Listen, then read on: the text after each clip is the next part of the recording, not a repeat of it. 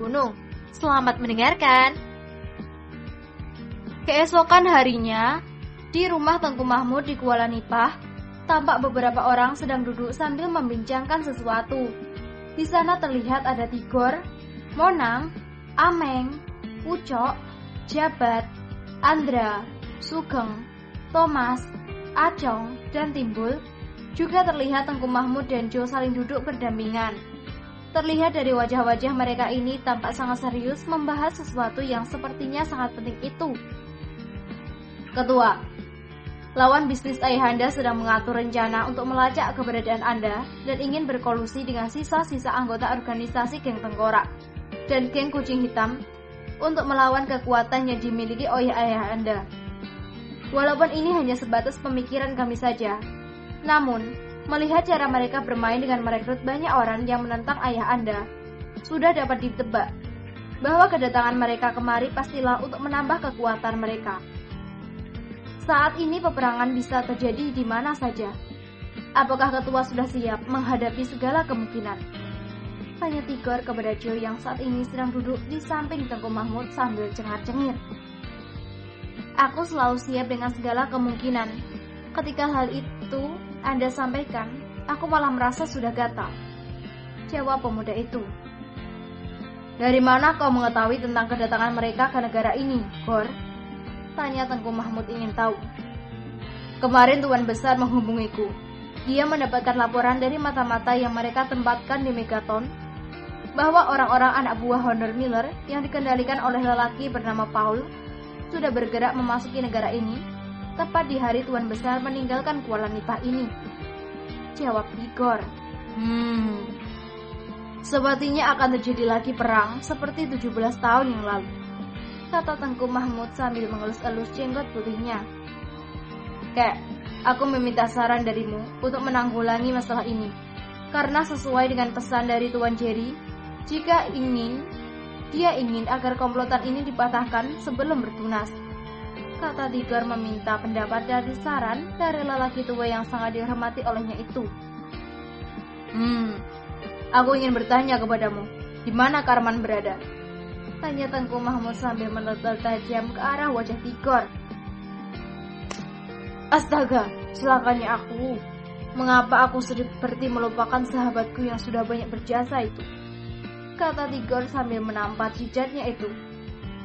Itulah bodohmu itu. Begitu bebas dari penjara, kau tidak teringat sama sekali kepada sahabatmu. Kata Tengku Mahmud sambil memarahi Tigor. Mendengar omelan ini, mereka semua yang ada di situ hanya bisa saling pandang dengan tatapan yang sulit untuk diartikan. Apa kalian tahu di mana Karman berada? Tanya Tigor kepada 9 sahabatnya itu. Aku juga tidak mendengar lagi kabar dari Karman ini. Terakhir kali aku dengar, dia berada di Tanjung Karang. Namun, kalau dia tanya bertemu terakhir kali, itu sekitar 17 tahun yang lalu. Benar bang, Karman seperti menghilang setelah kejadian itu, kata Acong pula menambahkan. Baiklah, sekarang kita berbagi tugas saja. Cari Karman ini dimanapun dia berada. Kemungkinan dia menghilang karena takut dengan kasus yang menimpa diriku dan Marven. Karena walau bagaimanapun, dia dikenal sebagai orang kepercayaan Marven, kata Tigor. Itu dia maksudku. Biarkan Karman ini kembali menjadi mata dan telinga kalian di sana. Dengan adanya orang seperti Karman ini di kubu musuh, semua akan menjadi lebih mudah bagi kalian untuk merencanakan sesuatu. Sekarang, pergi dan temui Karman itu. Kalian jangan berlama-lama di rumahku ini. Aku malas terlibat dengan urusan kalian. Terus terang, aku tidak ingin lagi mencabut nyawa orang. Kapan taubatnya aku ini jika masalah datang karena ulah kalian? Kata Tengku Mahmud membuat mereka satu persatu turun dari teras panggung rumah milik Tengku Mahmud tersebut. Ketua, untuk tidak melibatkan orang-orang yang Anda sayangi di sini, sebaiknya tinggallah di kota Kemuning, kata Tigor memberi usul. Jo tidak langsung menjawab ajakan dari Tigor ini, melainkan memandang Tengku Mahmud untuk meminta pendapat. Sepertinya sudah saatnya bagimu untuk turun gunung, Jo. Pergunakan ilmu yang telah kau pelajari sebagai bekal untukmu mengarungi kejamnya persaingan dalam bisnis. Sebilah pisau tidak boleh terlalu lama berada di dalam sarungnya. Ia akan berkarat jika tidak digunakan. Pergilah, kata Tengku Mahmud. Lalu, bagaimana dengan kakek di sini? Tanya Joe dengan hati berat. Anak bodoh, apa kau kira dengan keberadaan dirimu di sini akan meringankan bebanku? Kau akan mempersulit orang-orang di kampung ini nantinya. Kasihan jika keluarga Tiara akan terlihat hebat dalam masalah kalian ini. Maka dari itu, pergilah dan jangan kembali lagi ke Kuala Nipah itu.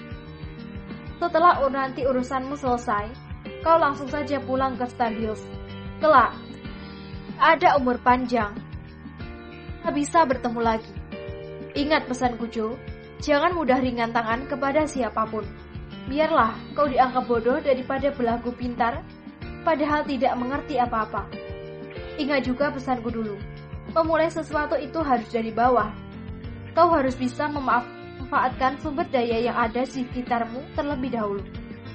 Utamakan menggunakan otot daripada otak. Pesan Tengku Mahmud. Joe akan mengingat semua yang kakek pesankan, kata Joe sambil mencium tangan lelaki tua itu, lalu bergegas masuk ke kamarnya, lalu mengemas semua barang-barang kepunyaannya. Kini tampak Joe keluar dari dalam rumah itu sambil menyandang tas ransel dan memeluk sebuah peti kayu berukir. Joe pamit, kek, jika aku tidak bertemu dengan Tiara, tolong sampaikan kepadanya bahwa aku sudah berada di kota Kemuning, kata Joe dengan mata berair. Pergilah cucuku, memang sudah saatnya kita berpisah. Ingat untuk terus belajar dan mengasah kemampuanmu, terutama dalam ilmu pengobatan. Karena aset utama bagi manusia yang masih hidup adalah kesehatan. Ketika badan sehat, barulah bisa beramal baik. Dari badan yang sehat akan timbul ide yang sehat pula. Sekarang, lekaslah pergi, kata Tengku Mahmud sambil memalingkan wajahnya ke dalam rumah, karena tidak sanggup melihat kepergian Joe yang selama 3 tahun ini bersama dengannya di rumah reot itu. Kek, pergi kataku, bentak Tengku Mahmud. Joe hanya bisa menangis lalu segera menuruni tangga kayu itu, kemudian melangkah menuju samping tambak milik warga, di mana mobil milik Igor dan teman-temannya terparkir. Joe yang memang ingin berpamitan dengan Tiara mengurungkan niatnya, karena tidak ingin nantinya kepedihan sekali lagi mengiris hatinya. Dia dengan cepat mengeluarkan buku, lalu menulis surat untuk gadis pujaan hatinya itu. Ingat Tiara, jika aku menjauhi dirimu, itu tandanya aku menyayangimu. Seperti itulah salah satu bait kata yang ditulis oleh Joe di selembar kertas itu. Setelah dia melipat kertas tadi, dia segera memberikannya kepada Ameng.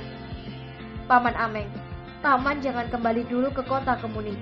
Tunggu sampai bertemu dengan Tiara, lalu serahkan surat ini kepadanya, kata Joe berpesan. Baik ketua, jawab Ameng sambil menunduk hormat. Tak lama setelah itu, rombongan Igor yang membawa ketua mereka itu pun segera berlalu meninggalkan kampung Kuala Nipah menuju kota Kemuning. Kini yang tinggal hanya Ameng untuk menunggu Tiara dan menyerahkan surat dari Joe sesuai dengan perintah ketuanya itu. Halo semua,